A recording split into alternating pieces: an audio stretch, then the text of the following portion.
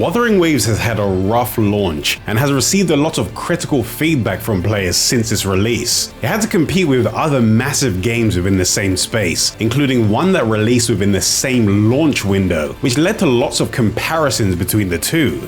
But despite that, Wuthering Waves is a game that I've continued to play since its release, since it's a game that I believe has a lot of potential. KURO Games has been steadily improving and adding new quality of life features each patch, and the upcoming patch is no different. Just to recap, over the past few months they've added things like combat style tags to help people easily understand a character's core combat style at a glance, a wave plate storage system that continues storing wave plates, which is the stamina system in this game, at a slower rate once you've reached the default 240 cap. Increased echo material rewards from various sources, an echo tuner system that lets you convert lower tier tuners into higher tier ones, a databank level increase that guarantees 5-star echoes when they drop, a layered map system that shows underground locations on the map, and an updated fast travel system that automatically selects the nearest fast travel point after selecting points of interest or quests without their own dedicated fast travel point.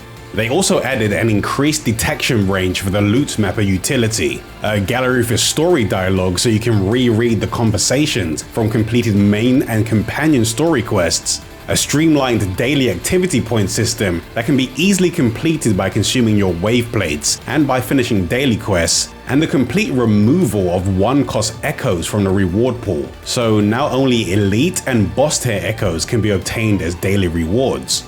They also added the hover droid utility that can shoot things in the distance, so you no longer need to switch to a gun character to complete shooting puzzles. They added expanded lock-on system options and a dedicated map button for controllers. They also gave away a 5-star limited character for free as part of an event, and added a Resonator showcase option for players to display up to 3 characters on their profile. In addition to that, they added a 120 FPS option for PC players and the ability to play with controllers on mobile. They added a story summary for people that use the skip button during a cutscene, and an option to easily track and find overworld resources that you may need. They also included an option to tag unwanted echoes for discarding, so they're easier to track and filter when data merging, which also received its own quality of life updates. Data merging now lets you select up to 100 echoes for merging, compared to the previous limit of 5. A lot of these changes are things that people wished were in the game at launch, but thankfully KURO Games has taken people's feedback seriously, and they've gradually implemented all of these quality of life improvements into the game. And that takes us to the upcoming changes and new additions to Wuthering Waves in the 1.4 update. The first of those is a new combat mechanic that will be introduced in version 1.4's main event, the Somnium Labyrinth. This mechanic is called Dream Link, which is described as a mechanic that enhances the synergy between your resonators. Based on what's been shown, it seems like while in the Somnium Labyrinth, after each party member uses their resonance liberation in a chain, they can follow up with a Dream Link, which allows all party members to perform additional attacks alongside the current on-field character. That's just an assumption based on the footage, and there's most likely going to be more conditions that need to be met in order to activate it. But based on the trailer, all of the characters that are involved in the Dream Link are on the field at the same time, doing their resonance liberations together. I'm not sure if the party fighting together is something that only happens when they're using their resonance liberations, or if there will be more instances of the full party actually fighting together at the same time. But in the past, there have been other instances where computer-controlled party members fight alongside you. So there's a chance that the Somnium Labyrinth introduces additional systems that expand on that. In addition to Dream Link, an elusive sprint mechanic will also be introduced. While in the Somnium Labyrinth, players will be able to pick up the White Cat's Blessing to enter the elusive sprint state that increases their movement speed. This state seems to be based on one of the abilities of Lumi, a new playable character that will be introduced in this update. It seems like at first these two gameplay mechanics will be limited to the Somnium Labyrinth, but it's possible that this is an experiment for gameplay features that will eventually make it into the main game.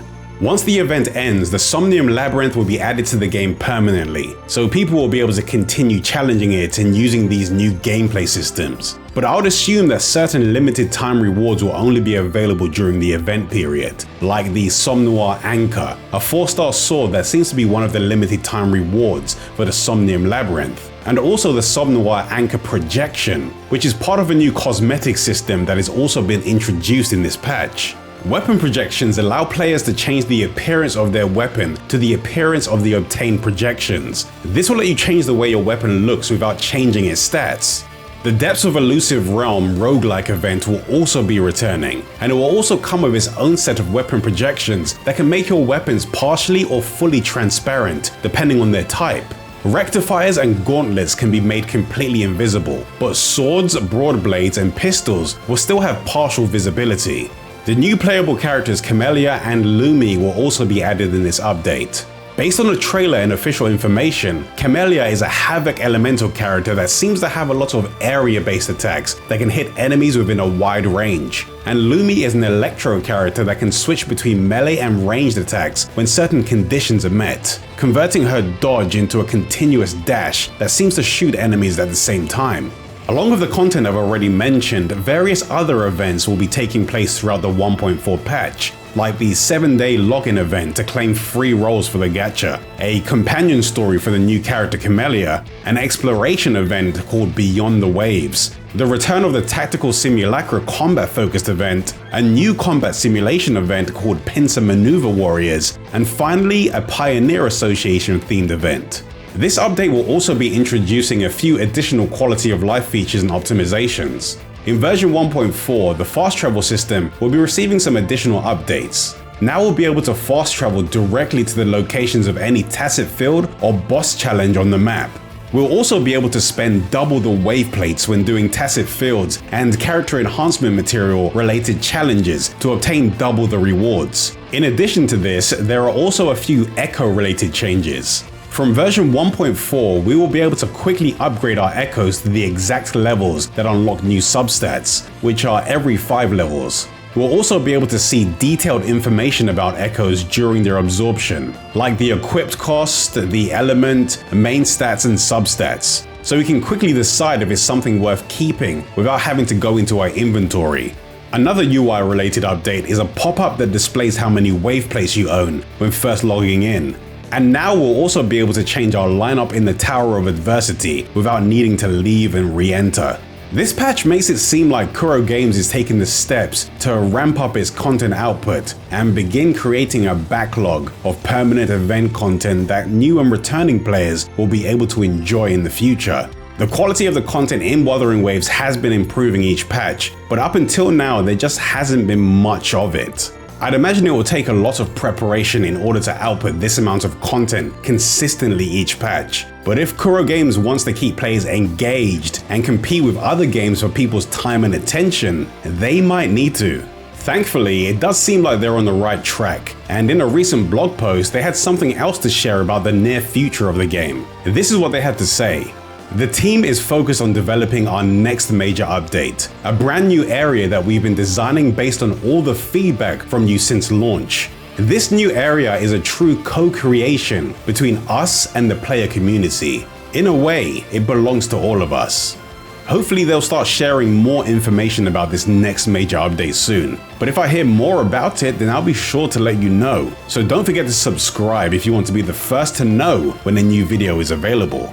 I'll be making some new videos very soon, but until then, here's another that you might find interesting.